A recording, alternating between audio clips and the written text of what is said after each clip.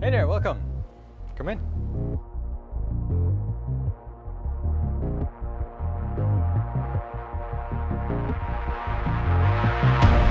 While still in Germany, I actually got interested in film music. When I came home from a club one night, I watched a documentary short before falling to sleep, and this was about a German film composer on a German cultural television channel, and turned out that was actually Hans Zimmer. And I really liked the interview and him showing his studio setup back then and how he worked, and that he gave people also an option even if they were not already like famous.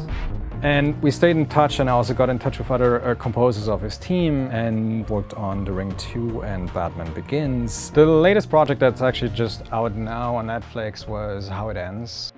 And then I also worked for other composers like Danny Elfman. We collaborated on The Girl on the Train and 50 Shades of Grey. And other projects included Independence Day, Resurgence, and White House Down.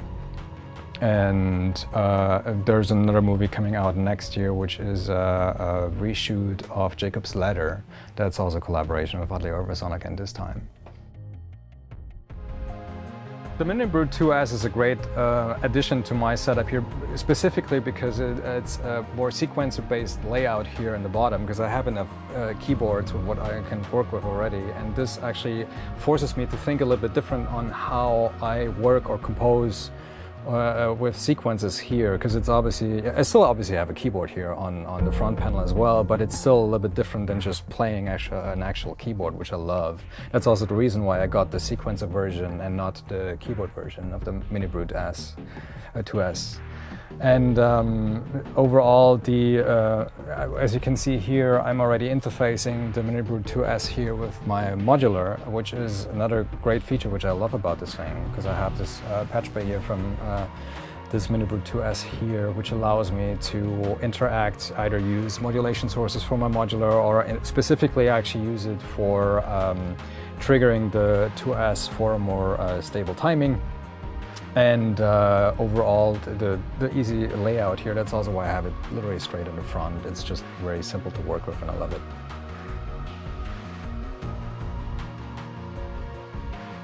Once I have actually the sequence laid out, I normally copy it to 2, 3, 4 bars, depending on how much steps I need and how much steps I have left actually in the MiniBrute 2S, to get more variations and not just have a single bar that constantly repeats, which is boring. So I change obviously also like the velocity and the pressure tracks here in the MiniBrute 2S as well. And then I record actually in the sequencer, either just like the particular length of the sequence, or I actually record it over a longer period of time and also add like filter movements, in this case, like I did for this one here, or bring in FM and stuff like that.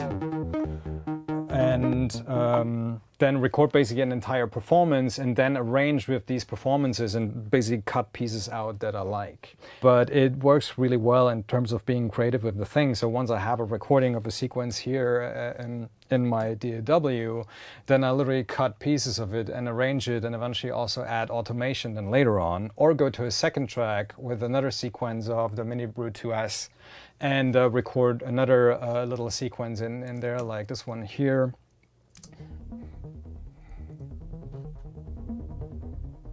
It's just a little effect added here. It's a delay and stuff like that.